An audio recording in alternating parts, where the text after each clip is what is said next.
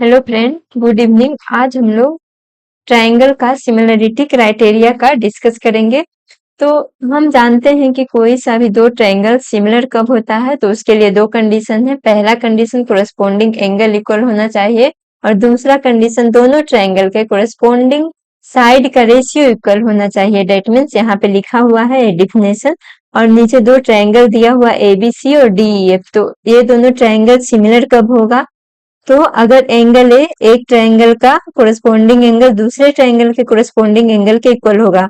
मतलब angle A angle D angle B angle E के equal और एंगल सी एंगल एफ के equal. और दूसरा कंडीशन है कि दोनों साइड का रेशियो सेम आना चाहिए कोरस्पोंडिंग साइड का। That means A B by D equal to B C by E F equal to C A by F D. ये जब ये दोनों कंडीशन कोई सा भी दो ट्रायंगल में फिट होगा, मतलब दोनों ट्रायंगल आपस में सिमिलर होगा। अब हम लोग क्राइटेरिया में पढ़ेंगे, हम कोई सा भी दो ट्रायंगल देखेंगे तो दोनों चाहिए कंडीशन फॉलो होना चाहिए। क्राइटेरिया में क्या पढ़ेंगे कि ऐसा क्या हम देखेंगे जिससे दोनों ट्रायंगल सिमिलर हो। मतलब कि अगर पहला क्राइटेरिया है ए क्राइटेरिया ए मतलब एंगल एंगल एंगल। अगर हम कोई सा भी दो ट्रायंगल में, जैसे हम कंग्रुएंस के लिए पढ़ते थे, उसी तरह से सिमिलरिटी के लिए भी है कि अगर दो कोई सा भी दो ट्रायंगल में सिर्फ अगर कोरेस्पोंडिंग एंगल इक्वल हो रहा है तो उसका मतलब है दोनों ट्रायंगल एक दूसरे के सिमिलर होगा। और एक दूसरे के सिमिलर होगा डेट मीन्स साइड भी। अगर हमको सिर्फ इतना ही पता चल जाए कि कोरेस्पोंडिंग एंगल इक्वल है तो उसको हम कह सकते हैं कि दोनों ट्रायंगल आपस में सिमिलर है। और सिमिलर है जैसे ही इसका मतलब दोनों का साइड का रेशियो सेम है। तो इसको एनसीईआरटी बुक में एक थ्योरम के रूप में है। तो थ्योरम 6.3। अब थ्योरम का स्टेटमेंट देखेंगे, उसके बाद थ्योरम है तो इसको प्रूव करके भी देखेंगे। थ्योरम का स्टेटमेंट जो कहेगा, if in two triangle, similarity के लिए हमेशा दो ट्रायंगल लेंगे। If in two triangle corresponding angle are equal, अगर कोरस्पोंडिंग एंगल इक्वल होता है देन देयर, तो उसका कोरस्पोंडिंग साइड भी सेम रेशियो में होता है। हम क्या बोल रहे हैं कि अगर सिर्फ एंगल ही इक्वल हो तो दोनों ट्रायंगल आपस में सिमिलर होगा। और सिमिलर होगा तो ये तो दूसरा कंडीशन भी ऑटोमेटिक फुलफिल हो जाएगा कि कोरस्पोंडिंग साइड का रेशियो सेम होगा। तो यही इसका स्टेटमेंट है कि अगर कोरस्पोंडिंग एंगल इक्वल हो रहा है तो उसका कोरस्पोंडिंग साइड भी, कोरस्पोंडिंग साइड का रेशियो भी इक्वल होगा। और कोरस्पोंड ये दोनों कंडीशन आ जा रहा है, मतलब दोनों ट्रायंगल आपस में सिमिलर है। This triangle this criteria is referred as a, इसी को हम लोग बोलते हैं angle angle angle criterion of similarity of two triangle. अब ये तो स्टेटमेंट हो गया। अब हम इसको प्रूव करके देखेंगे कि क्या वास्तव में ऐसा हो रहा है। अगर कोरस्पोंडिंग एंगल इक्वल है तो इसका मतलब है कोरस्पोंडिंग साइड का रेशियो इक्वल आ रहा है कि नहीं। तो हम इसको प्रूव कैसे करेंगे? तो दो ट्रायंगल बना लिए ABC और DE। अब ये दोनों ट्रायंगल में क्या हमको पता रहेगा कि ए क्राइटेरिया है, that means corresponding angle equal है। तो this theorem can be proved by taking two triangle ABC and DEF such that angle A equal to angle D, angle B equal to angle E and angle C equal to angle F। ये तीनों corresponding angle equal है। तो इसको हम prove करने के लिए हम कुछ कंस्ट्रक्शन करेंगे। ये तो गिवन है कि कोरस्पोंडिंग एंगल इक्वल होगा। कंस्ट्रक्शन करेंगे हम। और प्रूव क्या करना है कि जब एंगल इक्वल है तो हमको प्रूव करना है कि रेशियो सेम आना चाहिए। That means AB by DE equal to AC by DF equal to BC by EF।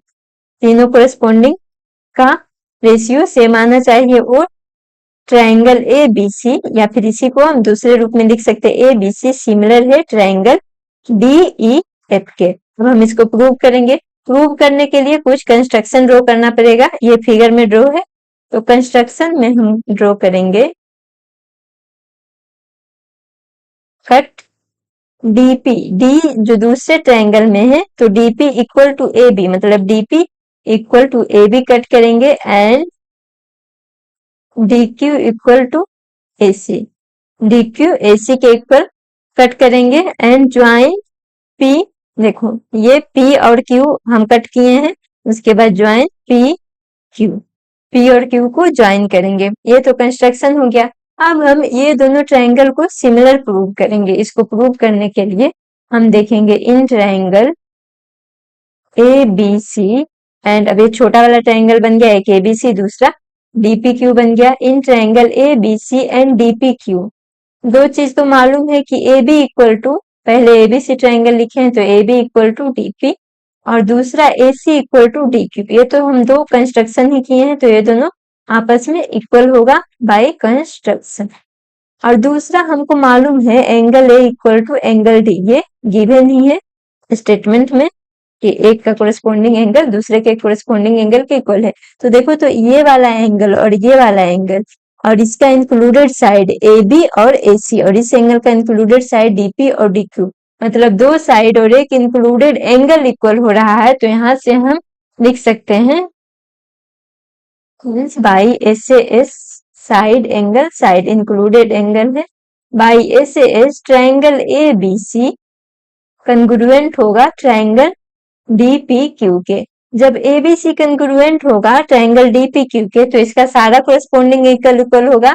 Date is, अब यहाँ से देखेंगे angle A equal to D तो पहले से ही था, that is angle A equal to angle P, angle B equal to angle P, and angle C equal to angle Q.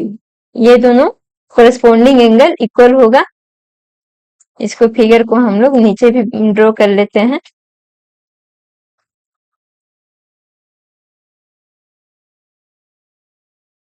Angle C equal to angle Q होगा। तो यहाँ से हम देख रहे हैं, और हमको मालूम था कि दोनों ट्रायंगल का कोरेस्पोंडिंग एंगल बराबर है, मतलब बी ई के बराबर है। आल्सो हम जान रहे हैं कि angle B equal to angle P equal to angle B जो है पी के इक्वल है, और पी जो है angle B equal to angle, या फिर इसको ऐसे लिखे angle B equal to angle E, B E के बराबर है, और इक्वल टू हो जाएगा एंगल पी।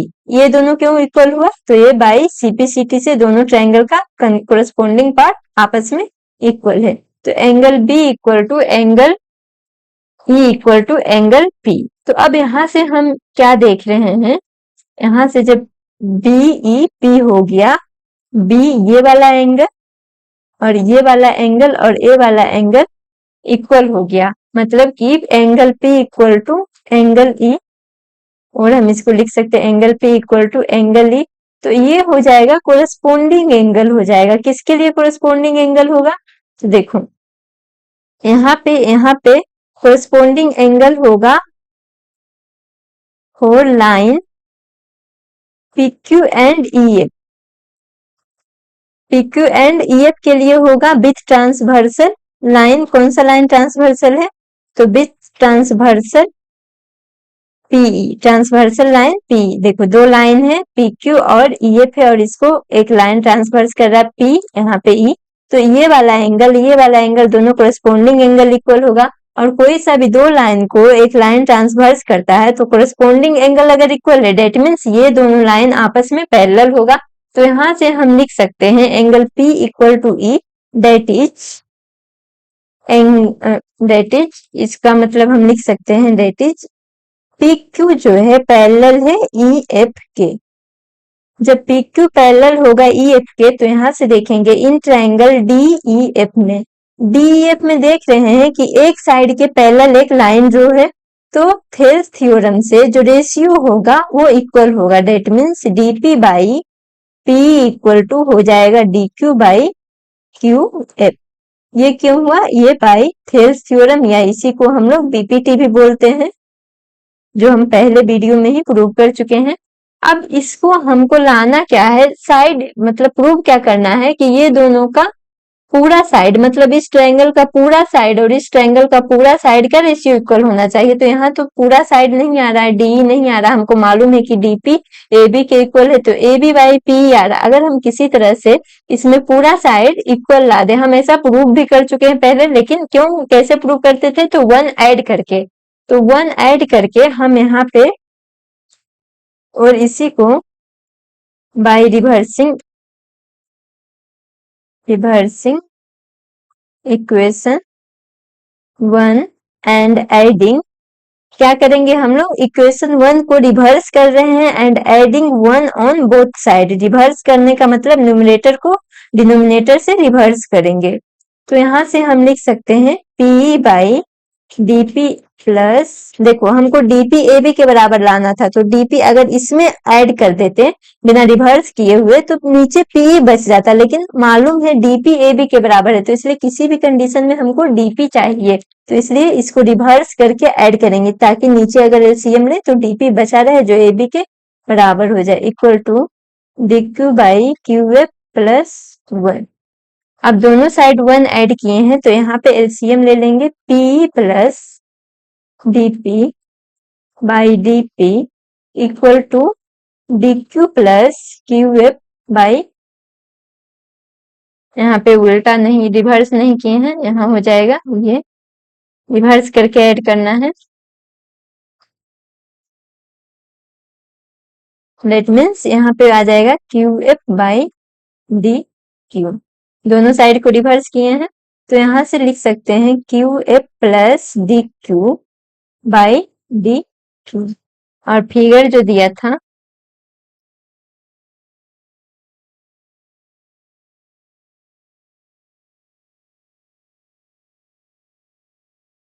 ये था फिगर। तो अब यहाँ से इस फिगर में देख रहे हैं कि dp plus PE, dp plus P ये पूरा साइड आ जा रहा, उसी तरह से qf प्लस dq ये पूरा साइड आ जा रहा, तो इसको डेट मीन्स हम इसको p प्लस dp को हम लिख सकते हैं de by dp equal to qf plus dq, qf dq को लिख सकते हैं df बाई dq। अब हमको पता है and dp equal to ab और dq इक्वल टू ac, ये दोनों हम कंस्ट्रक्शन ही ऐसा ड्रॉ किए हैं बाय कंस्ट्रक्शन से, तो यहाँ पे हम dp के जगह पे इसको इक्वेशन 2 मान लेते हैं, अगर फ्रॉम टू इक्वेशन 2 रखेंगे तो dp के जगह पे ab लिखेंगे, that means d by ab equal to d by ab equal to df by ac। अब देखो तो दो ट्रायंगल का इसका एक साइड इसके एक साइड का रेशियो, इसका एक साइड और इसके कोरस्पोंडिंग साइड, दो साइड का रेशियो इक्वल आ गया है, या इसी तरह से दोनों को हम रिवर्स कर सकते हैं, A B by D equal to A C by D F लिख सकते हैं, A B by D equal to A C by D F. तो अब दो कोरस्पोंडिंग साइड का रेशियो सेम आ गया, तो अगर सिमिलरली जैसे ये कंस्ट्रक्शन में इस लाइन के पैरेलल ड्रॉ किए हैं तो ये दोनों का रेशियो सेम आ रहा, उसी तरह से बाकी कोई और साइड को हम पैरेलल, जैसे इस साइड के पैरेलल हम लाइन ड्रॉ करेंगे तो दूसरा साइड का जो रेशियो बीसी और ईएफ का भी रेशियो सेम आ जाएगा, एक तो बच जाएगा ए बी और डी बच जाएगा और दूसरा बीसी और ईएफ बच जाएगा। तो हम इतना प्रूव नहीं करेंगे, जैसे पहले प्रूव किया है, तो सिमिलरली हम लोग लिख सकते हैं, similarly A B by D equal to लिख सकते हैं हम लोग बीसी बाई ईएफ। अब बीसी बाई ईएफ भी लिख सकते हैं, और बीसी बाई ईएफ किसके इक्वल है, तो यहाँ पे इक्वेशन 3 माने और इसको इक्वेशन 4 माने, कोई सा भी अगर इसके पैरेलल ड्रॉ करेंगे तो ए बी और डी का, अगर सपोज करो यहाँ पे इसके पैरेलल ड्रॉ करते हैं तो AC और इसका रेशियो इक्वल आ जाता, तो यहाँ से हम लोग देख सकते हैं कि फ्रॉम थर्ड और फोर्थ से A B by D equal to AC by D F equal to BC by EF। अब ये देख रहे हैं तीनों कोरस्पोंडिंग साइड का रेशियो सेम आ गया, और अगर कोरस्पोंडिंग साइड का रेशियो सेम आ गया डेट मीन्स, और एंगल तो सेम है ही है, तो that means triangle A B C similar है ट्रायंगल डी ई एफ के।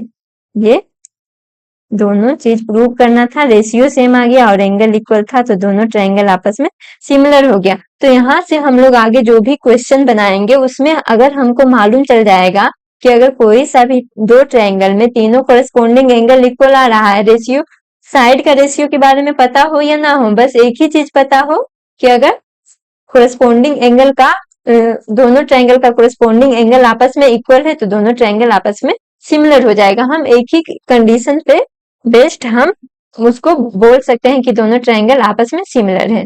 तो यहाँ से ये दोनों ट्रायंगल सिमिलर हो गया। अब हम एक चीज और देखते हैं, ए क्राइटेरिया, ये तो ट्रिपल ए और इसी को हम बोलेंगे ट्रिपल ए क्राइटेरिया।